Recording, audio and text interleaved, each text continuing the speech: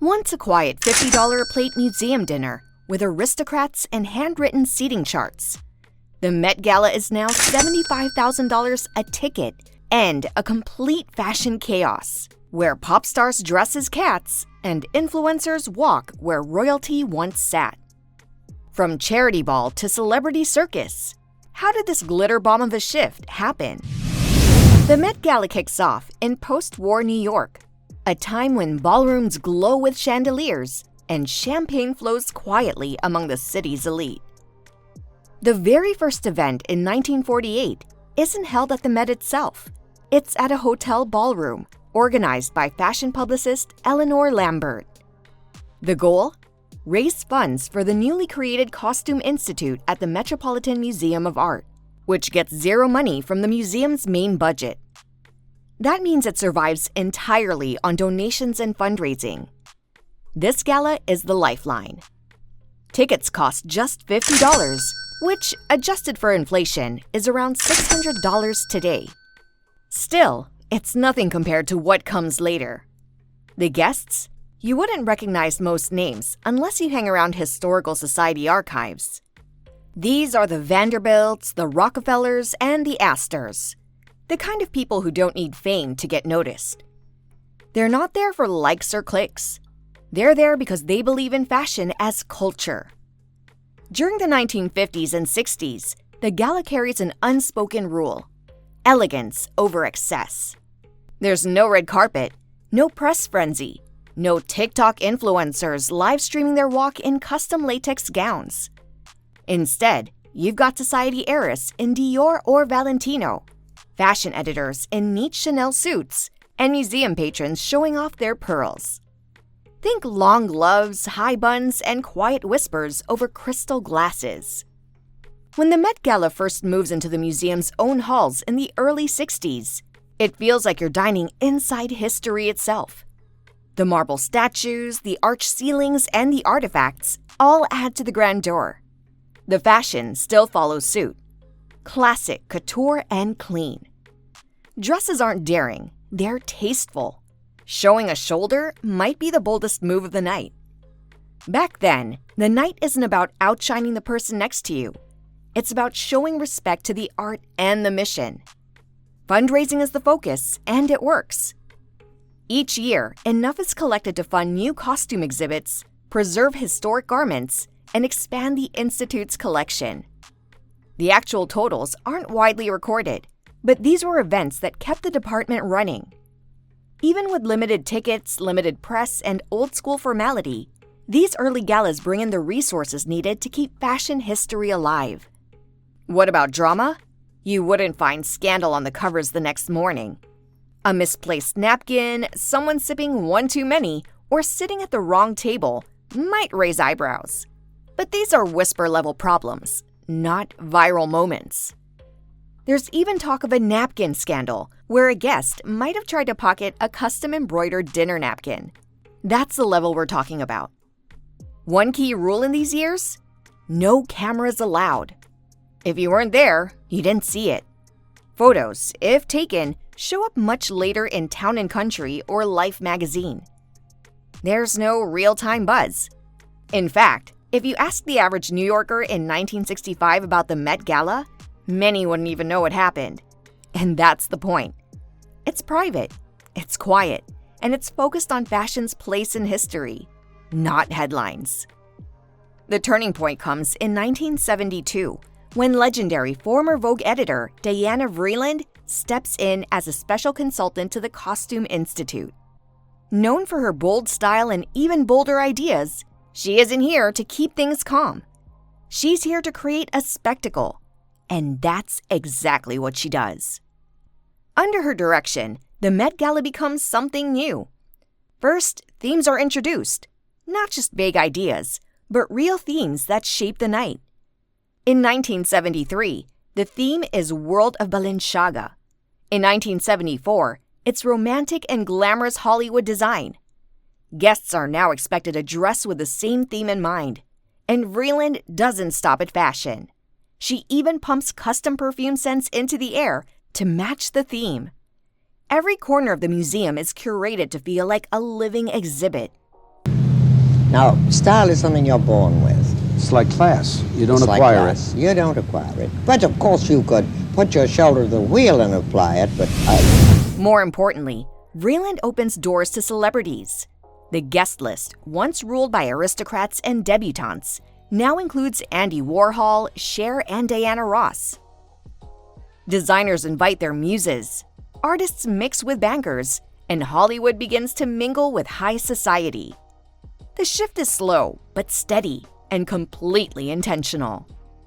The goal is to boost excitement, attention, and ultimately, donations. Even with these new faces, the vibe remains polished. The outfits lean glamorous, not outrageous. Think Cher in a sparkling gown, not chandelier cosplay. There are no prosthetic cat noses or LED-lit corsets yet, but the tone is evolving. People are starting to dress for the cameras, even though the press is still limited. Coverage appears in Vogue, Harper's Bazaar, and select society pages. There's still no live stream, no red carpet TV special, and no Twitter thread breaking down every hemline. But you can feel the buildup. The event is on its way to becoming a cultural marker. By the 1980s, the Met Gala is fully entrenched as the most important night on the New York fashion calendar. It's exclusive, yes, but it's also desirable. You might see Brooke Shields, barely out of her teens, seated next to Andy Warhol and Dina Merrill. You might spot Prince or David Bowie floating through the museum halls. The gala now brings generations and industries together. Old money elites mix with cutting-edge artists. It's still a fundraiser, but now it has flavor. The price tag is rising too. By the end of the 1980s, a seat might cost close to $1,000. Not astronomical by today's standards, but up 20-fold from 1948. The Costume Institute continues to rely on this night as its biggest financial lifeline. And now, brands begin to take notice. Fashion houses start using the event to build reputation, knowing their designs will land in the society pages and eventually the cultural memory. Fashion-wise, the gala is bold, but not chaotic. Guests follow the themes with creativity, but they don't try to break the internet. The look is still couture first, media second, but with every year, the cameras edge a little closer. By the late 80s, media coverage is common, if still controlled. Glossy spreads appear in Vogue, and the guest list starts to include more and more household names. And then, in 1995, everything changes again. That's when Anna Wintour, editor-in-chief of Vogue, steps in to take over. If Diana Vreeland helped to turn the Met Gala into a glamorous society event, Anna launches it into global pop culture. Under her leadership, the Met Gala becomes a cultural juggernaut. One invitation means you're at the top of your game, and getting in becomes nearly impossible. Back in the day, you could just buy a ticket, but now you need Wintour's approval. Every guest gets handpicked. Even big fashion brands, which spend $300,000 to $350,000 on a table, must clear their invite lists through her. It's not just about the money anymore. It's about status. You could be a billionaire, but if you're not on Anna's radar, you're not walking those steps. And those ticket prices? Today, one ticket can cost between $50,000 and $75,000, depending on the year. That's the price for a single seat. Want to bring a plus one? Better be ready to spend a six-figure sum. But people do it. Companies pay it. Why? Because the return on investment is massive. In 2024, the Met Gala pulls in $26 million. 1 year later, it jumps again, $31 million raised in one night. That's the biggest haul in the event's history. And it's all going straight to the Costume Institute, which still gets no funding from the main museum budget. It has to raise its own money, and the gala keeps it alive. Now here's where things start to look very different from the early years. The guest list isn't just full of fashion editors and New York socialites anymore. You see Rihanna, Billie Eilish, Zendaya, LeBron James, Timothée Chalamet, even TikTok influencers and YouTubers. It's a mix of athletes, actors, musicians, and internet stars, all dressed to impress, all trying to create the moment that dominates headlines. The event now runs like clockwork. Anna has rules. No selfies inside, no garlic or onions on the food. Parsley? Also banned. She wants the vibe to stay elegant and fresh. And yes, she reportedly doesn't like those ingredients. Guests are expected to mingle, not scroll, once they're inside. But before they even get to the dinner, they face the real main event, the red carpet. That's where the real show happens. Hundreds of photographers, news crews, and livestream hosts line the Met staircase. Millions of fans across the world tune in live on Vogue's broadcast, scrolling, snapping, judging. By the time the last guest enters the building, the entire internet has already picked their best-dressed favorites and roasted the worst. Because now, this night isn't just about showing up, it's about going viral. That pressure has changed the outfits. Back in the 60s, elegance ruled. Now it's all about the wow factor. The goal is to steal the night, and everyone knows it. Take 2015. The theme is China through the looking glass. Rihanna walks in wearing a giant imperial yellow cape designed by Guo Pei. It's 16 feet long, trimmed in fur, and took 2 years to make. That cape becomes a meme within minutes.